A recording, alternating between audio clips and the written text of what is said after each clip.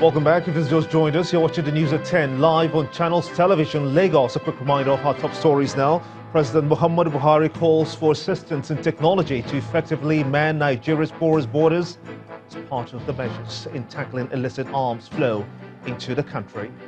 For the second time in a week, Southwest leaders gather in Ibadan, the Oyo State capital, in continuation of their search for solution to the insecurity in the region.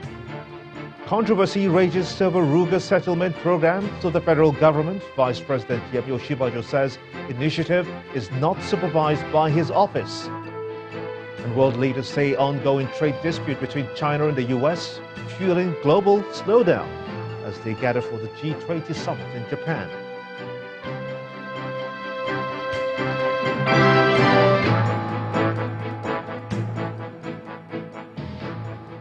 For more information on our top stories, please visit our website, channelstv.com. Subscribe and watch Channels Television's live stream on YouTube and other social media platforms using your mobile device browser, or download the Channels TV app for Android and iOS devices from their respective stores. Besides giving you access to news and updates on the go, the Channels TV and Channels 24 app have an Eyewitness feature that you can use to share those pictures, videos, or news of happenings around you. Just install the app, then tap and swipe to reveal the menu and follow the instructions. Well, you sent some reports in already. Let's see them, beginning with this video from Arekpo Long Bridge, the access of the Lagos-Ibadan Expressway, showing this gridlock. Our Eyewitness reports that the jam was so long that vehicles were held on for several minutes, a situation which resulted in stranded commuters. He laments that at some point in the gridlock, one couldn't say what really caused the jam. Confusion, if you'll ask me.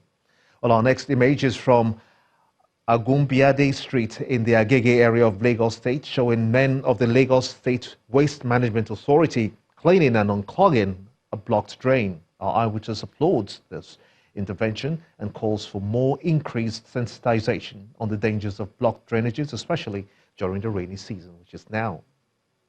And finally is this image showing what could result from blocked drains.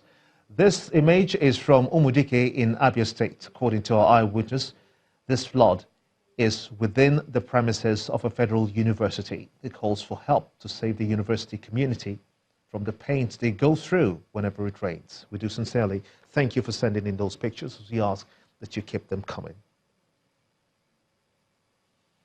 At the Federal High Court in Lagos, Justice Rilwan Aikawa today ruled that Justice Rita Ophelia Jumogobia is no longer a judicial officer because she has been dismissed by the President on the recommendations of the NJC. Justice Aikawa, who ruled on a preliminary objection filed by Justice Ophelia Jumogobia challenging her trial before the court, affirmed that she can be tried for any criminal offences she has been accused of.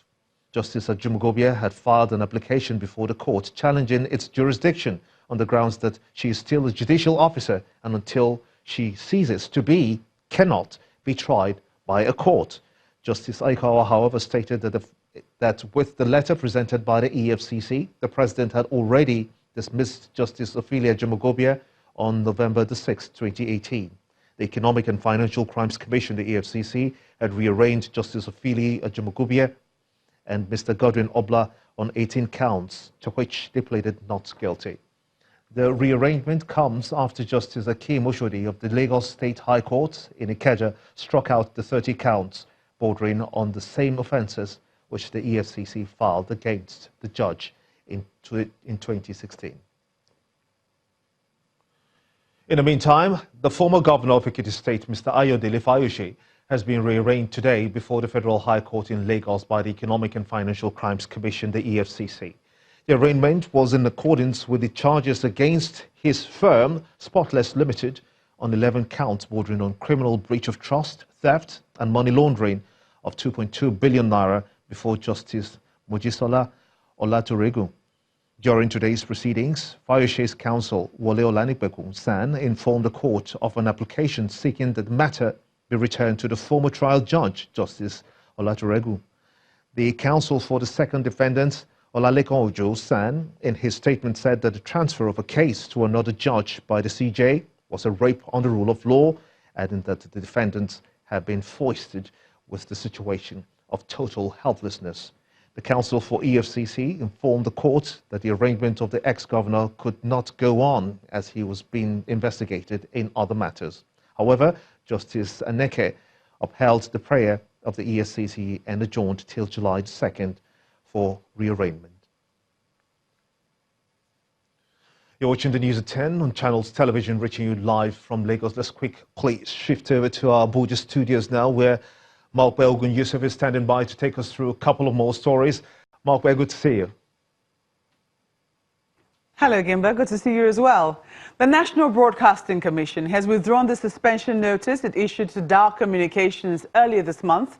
The Commission says its decision is based on an agreement reached by both parties in court. Part of the agreement is that DAAR Communication will take full responsibility of the use of content sourced from social media. Another is that the broadcaster will submit a proposal for the payment of its outstanding fees. The NBC further frowns at licensees who choose to pay what they deem fit as the licensing fees. NBC and DAAR Communications PLC agreed as follows. 1. That DAAR Communications PLC shall furnish the National Broadcasting Commission with a concrete and realistic proposal for the payment of its outstanding license renewal fee for the National Network Broadcast License, radio and television. 2.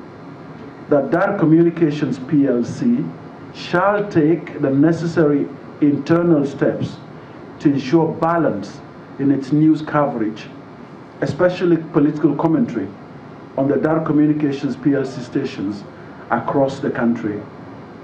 3. The DAAR Communications PLC shall take full editorial responsibility of the use of content sourced from social media and all and any other outlets. 4.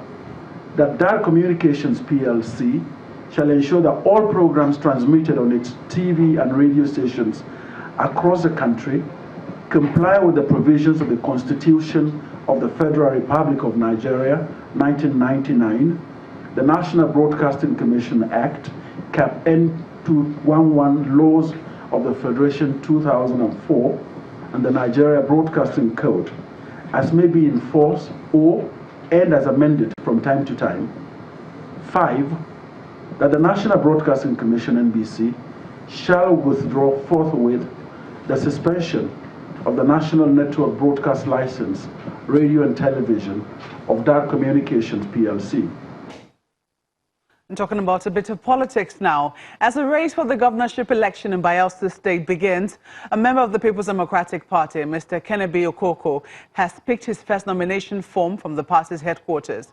Mr. Okoko, who was presented with the form by the National Organizing Secretary of the party, Mr. Austin Akobundu, says as an aspirant, he understands the supremacy of the party. Our correspondent, Amaka Okafo, reports. The premises of the national headquarters of the People's Democratic Party is adorned with posters of Mr. Kennedy Okoko, a member of the party aspiring for the governorship ticket of Bayelsa State. His supporters, dressed in different colors, sing and dance as they anticipate his arrival. He arrives to the waiting arm of his supporters and goes straight to the office of the National Organizing Secretary to receive his nomination form. On behalf of the National Chairman. The National Organizing Secretary admonishes Mr. Okoko to play by the rules of the game while commending him for being the first to step up to the challenge to take the reins of powers in the state. And women of Bayelsa State. On his path, the aspirant pledged to play by the rules, but also expressed hope that the party would toe the same path. I'm confident that the process to emerge as a flag bearer will be free and fair. I want to assure you that on behalf of myself, my directorate that is present here, we would adhere to the rules of the party, we would adhere to the rules of the game, and above all, as you say, respect the elders. He speaks on why he's aspiring to govern Bayelsa State. I have the poise, the character, the well-needed character to rule.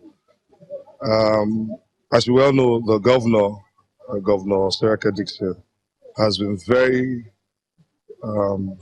determined to increase their education in Bayelsa State, and he has worked very hard to get it to where it is. One of the major things I want to build on is education, because education is the bedrock of every society. Mr. Okoko is the first to express interest in governing Bayelsa State under the platform of the PDP. However, he still has to pass the hurdle of the primaries to emerge as the candidate of the party. Amaka Okafor, Channels Television News. We shift focus to the environment now, and the European Union is working in partnership with other organizations on its renewable energy projects across Africa. The projects include rural electrification, geothermal, and grid upgrades. A delegation of the EU to Nigeria organized an event to sensitize more people about the need for cleaner energy. Blender bikes, trash to wealth, recycled sculpture, all these green initiatives and more are displayed at the entrance of the venue of a green event in Lagos to promote the need for more investment in renewable energy. The energy sector is a case in point. The European Union says it is playing its role in supporting the African continent in the promotion of renewable energies, and this event is one of its efforts to get the message across to more people. Already in Nigeria, there's a staggering 80 million people that do not have access to grid-provided electricity.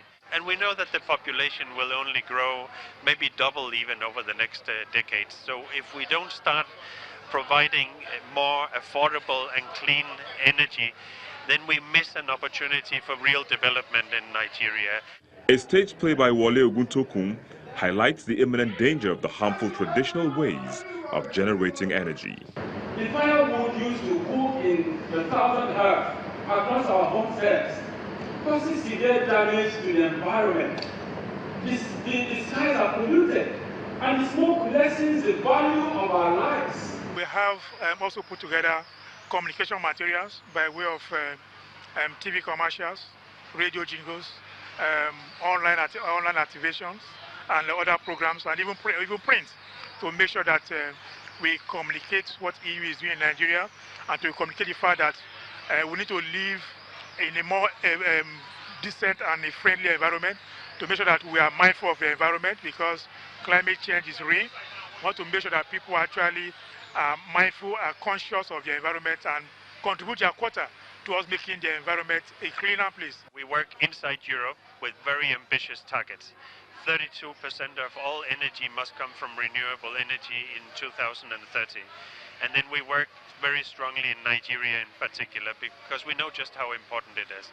So we are investing 165 million euros in providing renewable energy opportunities around the country. The EU-Africa Renewable Energy Initiative's overall target is to generate more and new renewable energy in Africa by 2020 and to unlock the continent's potential to generate as much as 300 gigawatts from renewable energy by 2030. When the News at 10 returns, multinational accounting firm PricewaterhouseCoopers says Nigeria needs to unlock about $900 million of debt capital to stimulate economic growth. That's on Business News. Plus, global leaders express concern over continued US-China trade war. That's around the world in 5 minutes, coming from our London bureau. Do join us again.